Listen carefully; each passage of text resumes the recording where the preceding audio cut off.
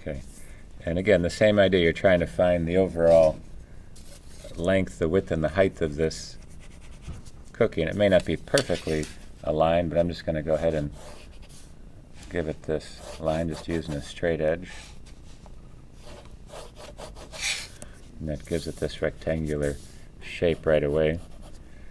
It has 5 different locations on here, but as an illustration I can start to just give it a dark and light value here. So I'm going to just use the straight edge to help me butt up against there.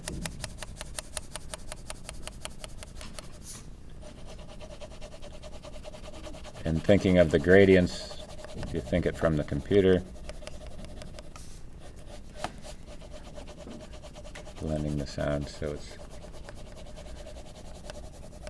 sketched down there real easy. So I'm going kind of from a light to dark, losing a little bit of the line, trying to shade it into that section there. And do the same with this one here. I'm just using a straight edge to bring it down. Still dark to a light, but it's all pretty light on all these edges, so just have to keep that in mind. And this side that's on the back piece here, so depending on how you scoot your paper around. And this just allows me to sketch this in straight edge, just almost like a crutch in there, but that's that initial piece. So for most purposes, you have it done.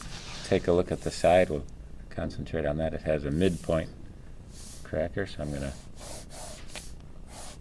just straighten that out, let it go dark to light, like that. Take a look at the bottom one, and just kind of sketch that in. That's going in 2-point perspective, but it looks a little bit more like the isometric look to it. So as long as those lines go there. So given those 3 edges, and then even though it's done with the straight edge, I can keep the straight edge there and just put the texture, little bits and pieces of it, and blend it right in. So it builds that up as almost a detail. And do the same thing. So this serrated edge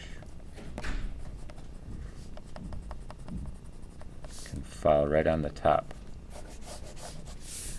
And that gives it that section to it. And just kind of wrapping it around from the front.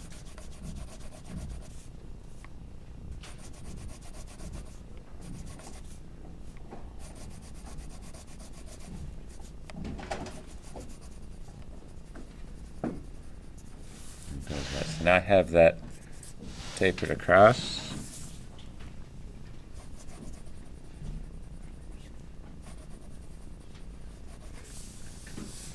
Last thing is just the texture on top, but I'm just going to still use this straight line to help me out there.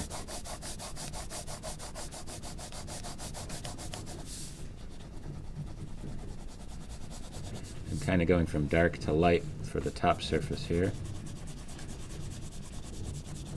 Blend that in. And again, still looking for these edges. Kind of blending that in. So now I have the texture, and when you take a look at the front of this, this is a 45-degree angle, so I'm just going to try to line this up. And remember, if you have 3 lines here, I'm just going to keep it pretty simple so it's very basic. So just thinking of those lines to help me bring this back. Create this part. And like I said, you can use a straight edge or freehand it in there. That gives me the initial grid to it. And now I can say, okay, I'm going to connect these.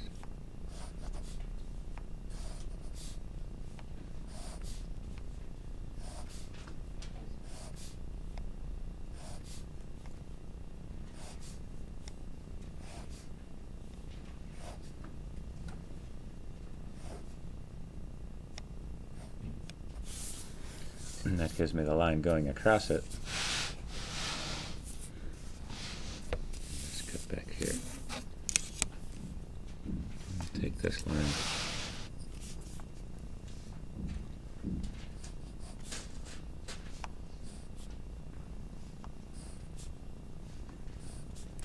And it doesn't matter on this part where if I draw it in heavy, I can always take it out with the shading, just shading over the top of it.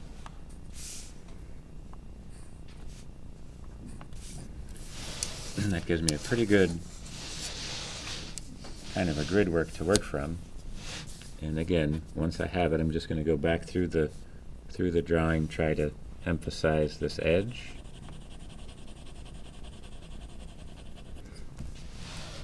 And take a look at this. So now I have, let's see if I got my eraser. I can take an eraser and clip off just the top of this. So just kind of going through it like this.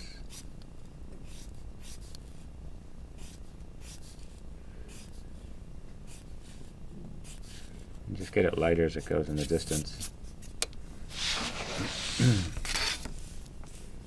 Do the same on this one. Just be consistent.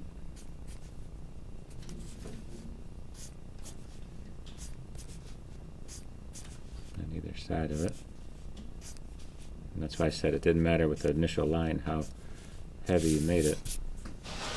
Now I have that grid coming across. So it's kind of a quick fix to it. And then when you take a look at this section, you can see this has a shadow to it that blends down, so you can actually just take the straight edge and place it right in there and emphasize the value to it.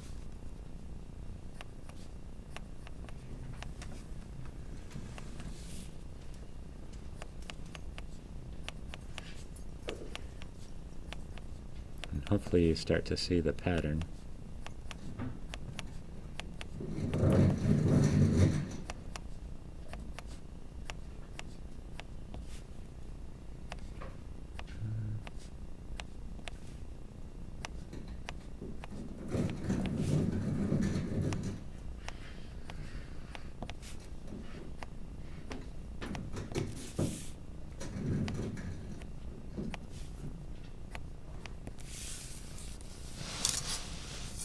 Make that section come across. And now I'm just going to go on the other side of it.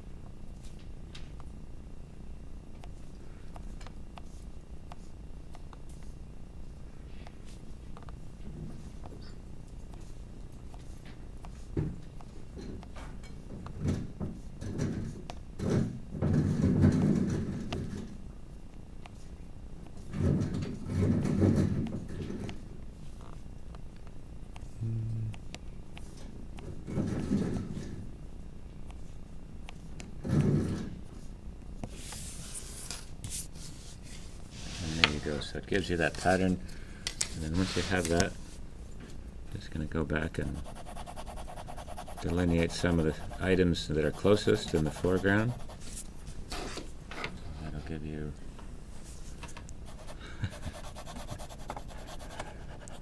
that edge in there.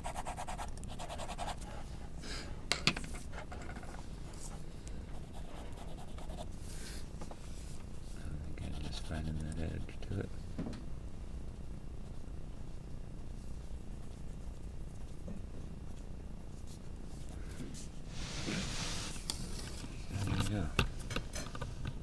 That's just kind of from a simple rectangle, then just using the pattern on top of it.